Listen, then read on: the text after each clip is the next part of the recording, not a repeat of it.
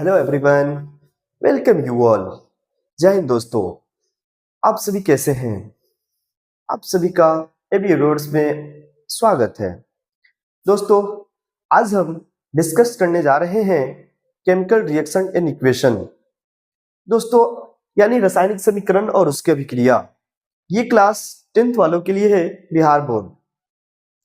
दोस्तों, आज हम बात करेंगे रासायनिक समीकरण और उसकी अभिक्रिया में। हमने पिछले क्लास में देखा कि रासायनिक अभिक्रिया कहते किसे हैं, यानी पिछले क्लास में हमने देखा कि रासायनिक अभिक्रिया कहते किसे हैं।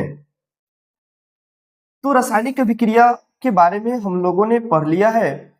आज हम इसके आगे के बारे में बात करने वाले हैं। हम अगर पीछे की चीजों को एक बार डिस्कस करें तो हम यह बताने की कोशिश करेंगे कि अगर कोई हमारे पास अभिकारक है, वह अभिकारक के अंदर तत्व या तत्व और अणु जो है आपस में अभिक्रिया करके जो नए उत्पाद का निर्माण करते हैं, हमने उसे नाम दिया था रासायनिक अभिक्रिया। लेकिन आज हम लोग पढ़ेंगे रासायनिक अभिक्रिया के अभिलक्षण, यानी रासायनिक अभिक्रिया के अभिलक्षण क्या होते हैं, इसके बारे में हम लोग डिस्कस करेंगे। तो सबसे पहले अगर हम रासायनिक अभिक्रिया के अभिलक्षण की बात करें तो सबसे पहले सारे बच्चे नोट्स करेंगे कि रासायनिक अभिक्रिया के अभिलक्षण क्या क्या हैं। तो अब एक शब्द आया, अभिलक्षण क्या है। दोस्तों, यहां पे अभिक्रिया के अभिलक्षण हैं।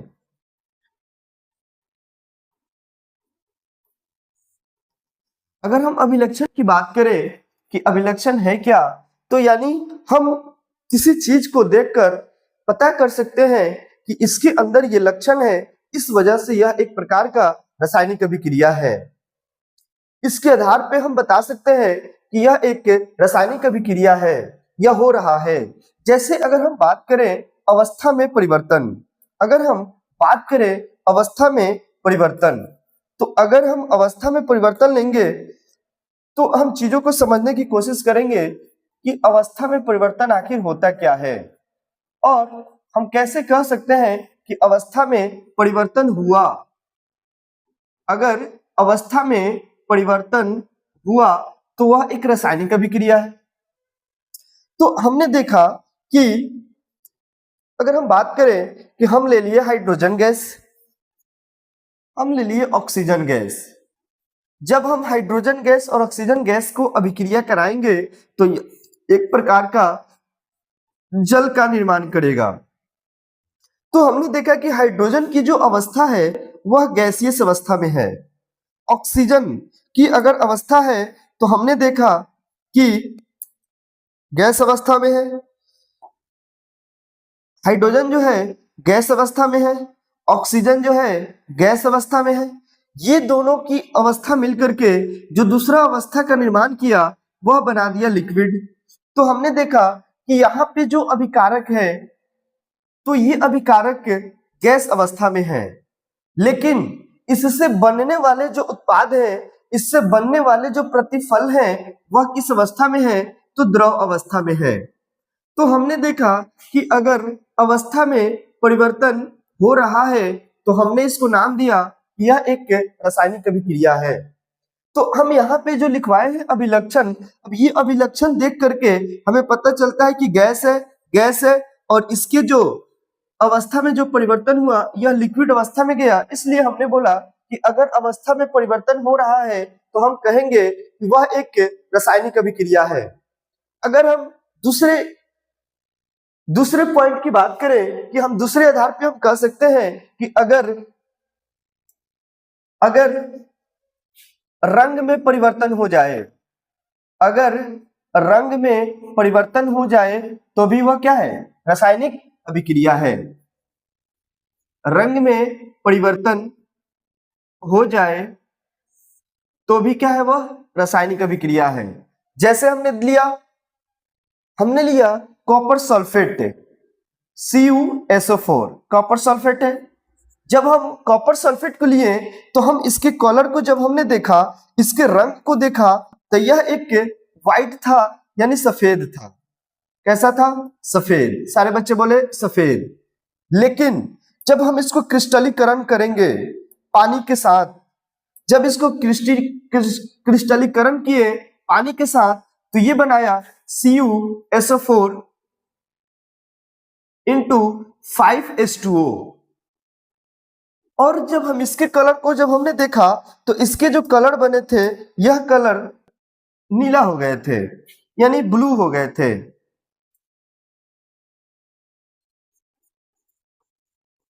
ठीक है, तो हमने देखा कि यहाँ पे है सफेद और यहाँ पे है नीला।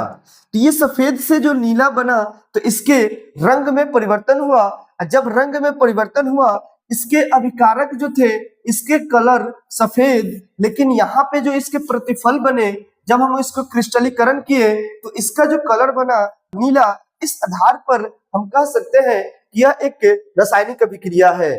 और हमारा टॉपिक ही है कि आखिर रासायनिक अभिक्रिया को हम पहचानेंगे कैसे।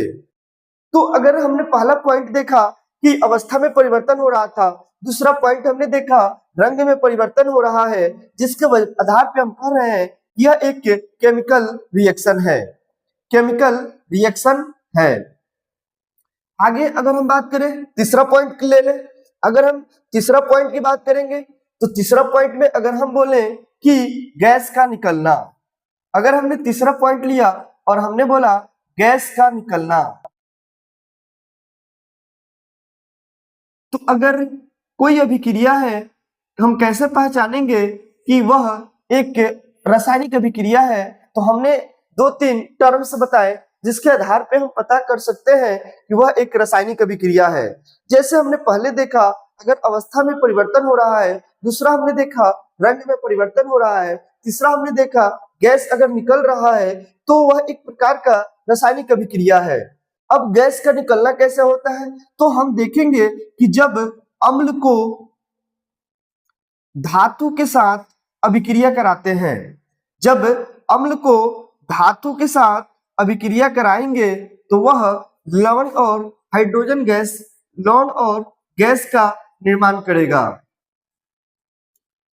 ठीक है दोस्तों, अब यहाँ पे अगर हम चीजों को थोड़ा सा समझ लें कि आखिर कैसे गैस का निर्माण कर रहा है, तो हम चीजों को यहाँ पे समझ लेंगे कि आखिर ये अम्ल कैसे हुआ। अगर ये धातु है तो लवण कैसे बना। तो हमने लिया एक अम्ल, उस अम्ल को हमने बोला ये HCl है, कोई भी हम ले सकते हैं, H2SO4 लिख सकते हैं। हमने लिया HCl, अगर हम HCl यहाँ पे लिए तो हम लिखे HCl और धातु लिए Na, सोडियम लिए। जब हम इसको अभिक्रिया कराएंगे तो ये बनाएगा NaCl प्लस H2। तो H2 जो है ये गैस है।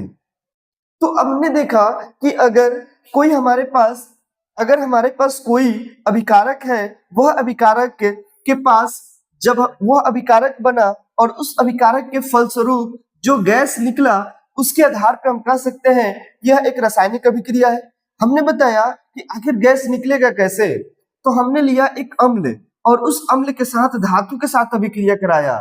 इन चीजों को हम जब दूसरा लेसन एसिड बेस और सॉल्ट जब पढ़ेंगे तो इन चीजों को बहुत अच्छा से हम लोग वहां पर डिफाइन करेंगे कि अम्ल धातु के साथ अभिक्रिया कैसे करता है और वहां पे लवण और गैस का निर्माण कैसे करता है। हमें यहाँ बस यह जानना है कि हम किसी अभिक्रिया को कैसे पहचानेंगे। तो हमने देखा कि अगर अम्ल है और वह अम्ल जो है धातु के साथ अगर अभिक्रिया कर रहा है तो वह गैस निकाल रहा है, गैस निकल रहा है। और यही अगर गैस निकल रहा है तो हम कहेंगे यह एक केमिकल रिएक्शन है।